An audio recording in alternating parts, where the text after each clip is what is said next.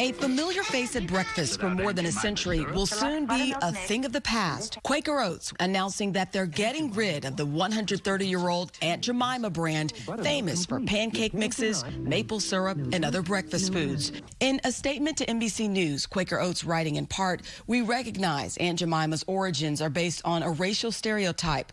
While work has been done over the years to update the brand in a manner intended to be appropriate and respectful, we realize those changes are not enough."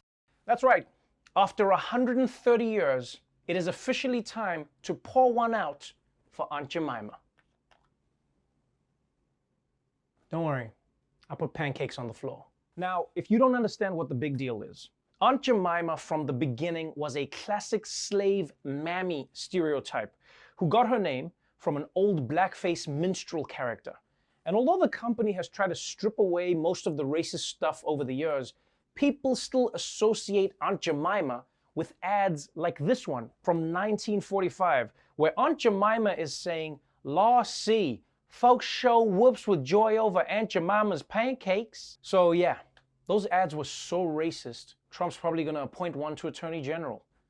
It's also amazing that the brand knew that Aunt Jemima was racist, and then instead of just changing it, they chose to instead slowly phase out the racism over time. That is so ridiculous. Can you imagine you caught your partner cheating and instead of stopping, they said, yeah, you're right, baby. This is so wrong. I think I'm going to slowly start phasing out all of my affairs. From now on, no sex, just hand stuff. But I guess that's how powerful racism is. They can even use it to sell food. Do you think black people are less than human? Well, then you're going to love these flapjacks. But let's move on.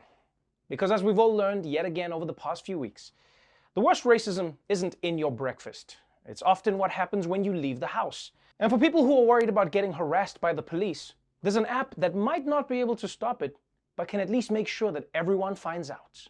Amid the widespread protests and anger over police brutality, an iPhone shortcut that allows users to automatically record their interactions with the police is gaining popularity.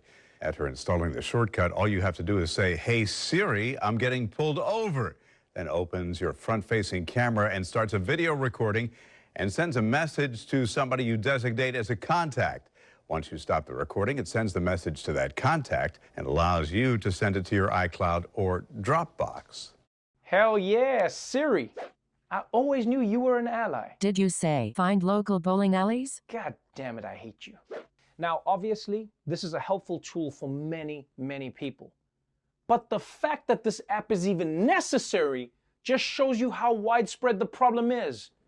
I mean, it's 30 years after Rodney King, and the only thing that's basically changed is that the cameras are smarter? In fact, the cops have now released their own app.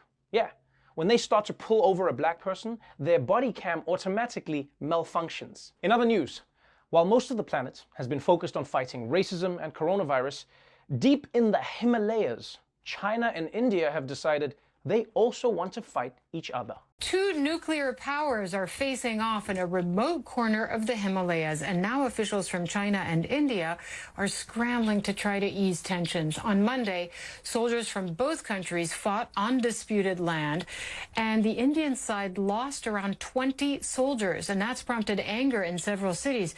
You see people here stomping on Chinese-made products. Others burned an effigy of China's president. Okay, I'm sorry. China and India, you guys need to cool off because this is not the time. We can't handle a world war right now.